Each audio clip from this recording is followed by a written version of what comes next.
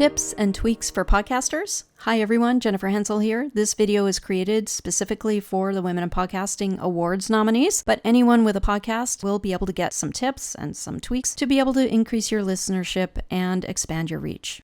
This video goes hand in hand with the Rise Reach Results Roadmap Overview, so make sure you watch that one first so that you'll know where to find everything. These are just my notes in addition to that, specifically for podcasters.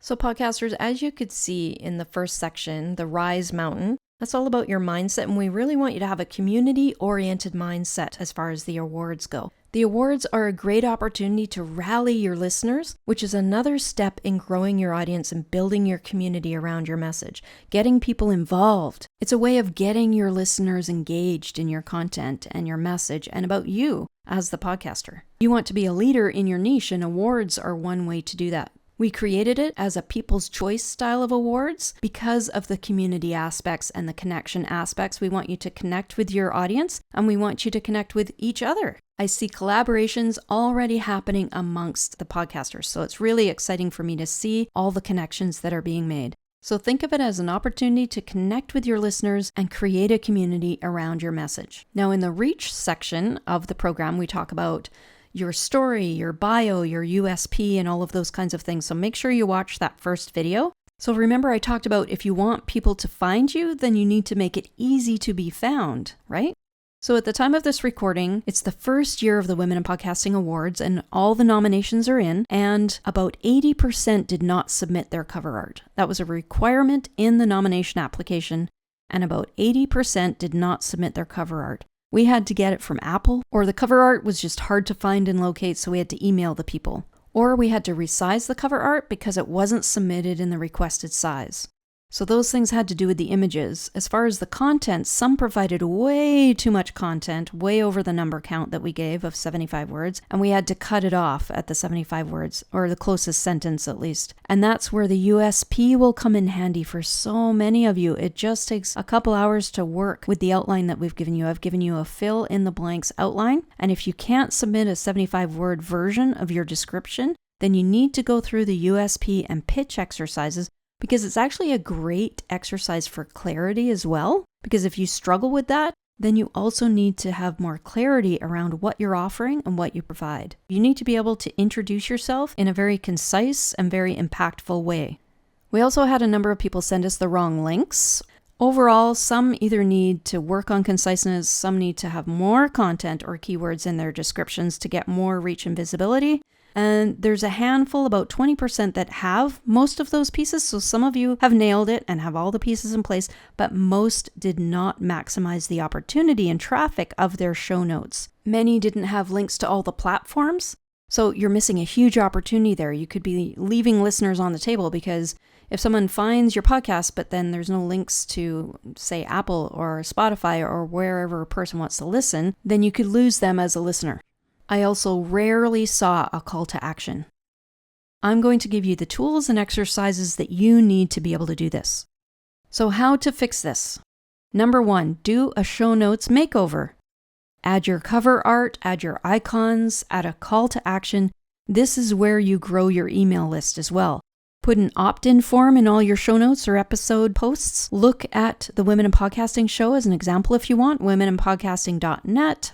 Make sure to have links to all the different platforms, so you can have those with little icons for each one, Apple, Spotify, Amazon, etc. There's also plugins. So WordPress has plugins that you can use. I use a plugin. You can look at that on my show as well as an example. It's got all the little podcast platform icons, and I just put my links to my show, so you can put your links to your show in there, and it just works that way. So that's a plugin that you can download for WordPress if you're not on WordPress. There's lots of other options out there, even if you have to do it manually and put the links in there manually. Make sure that you click through or link through to all of the different podcast platforms where people can listen to you, because everybody has their preference of where they like to listen. Have your cover art somewhere on your show notes that someone can right-click and download it. Okay, and then have all your cover art stored somewhere in different sizes. So for example, in this collaboration, we needed 1080 by 1080 which is a smaller square because for podcasting, most of the platforms require 3,000 by 3,000, and that's too big of an image that we wanted for this particular collaboration.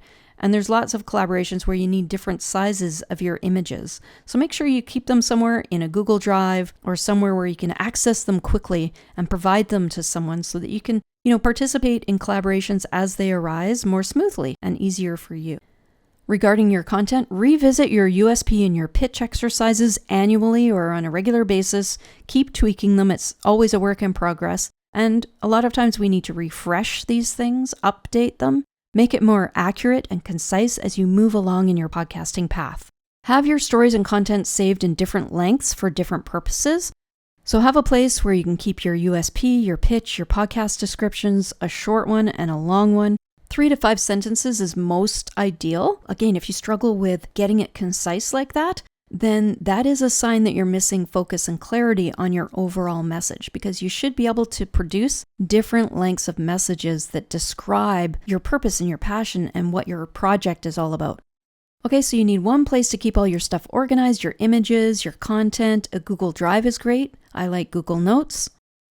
And keep it all in there so it's easily accessible. It's a very small tweak that will make a big difference.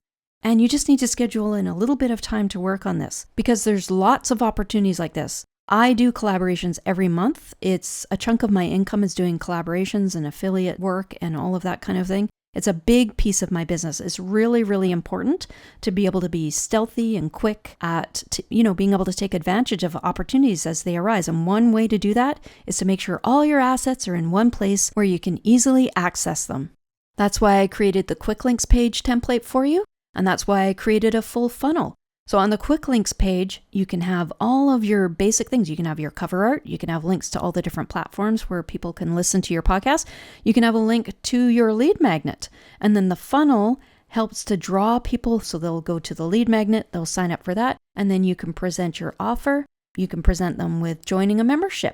Or, you can even call it just support the show or be friends of the show. It doesn't have to be really complicated. It can just focus on community if you're working on a lower level membership. And if you even have a high ticket offer, you can put that on your quick links page. You can have links to all of the things that you want to introduce people to in your universe. Okay, so I've created those templates to help you to get your message out, to get more listeners. And if you want to monetize, this is how it's done. Use this funnel template and you can start monetizing your message right away.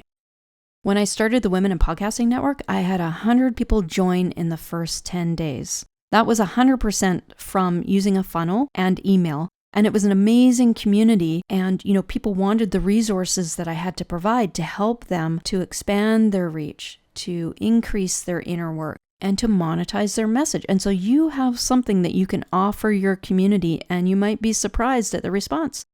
You can also create a lead magnet that people can get if they vote for you. Don't be too strict with it because then it kind of defeats the purpose. But if you offer a lead magnet in exchange for voting, it's got to be free for you. It shouldn't be something expensive like a physical book or anything like that. You want to just be able to say, hey, I'd love your vote. And if you vote for me, send a screenshot and I'm going to give you this gift, and then tell them what the gift is. Or you could just say, click here for the link to vote for me, and I'm also going to give you a gift. And you can just give them the vote link and your gift on the one thank you page. That's a quick way of doing it too. It's just drawing people's attention to it, right? And then when they go there for the gift, they'll probably click on the vote link and vote for you as well. So there's a few different ways you can do it. There's lots of different ways you can do it, but there's a couple examples. So make sure that you use the funnel that I gave you to set up a lead magnet, and it's going to help you in the awards, and it can help you way beyond the awards. The funnel I've created for you is free. It doesn't cost you anything to try it. You could create a lead magnet and see how your audience responds. Some lead magnets, I get more response than others, but all of that is intel. You either earn or you learn. And so it's really, really important for you to take the leap. And if you really want to monetize, if you feel stuck, this is a good place to start. You can build your list and get to know your audience on a deeper level. Of course, if you're a guest on podcasts, all of these things can work for you, because on your quick links page, you can put a link to your speaker bio, or what they call your one sheet, your speaker one sheet. I have a template for a Speaker One Sheet in the Women Podcasters Club. And so that's one of the items in the membership. It's a Canva template, and you can just go customize it and put all of your own information in it. But it's good to have a Speaker One Sheet, and then you can link to that from your quick links page.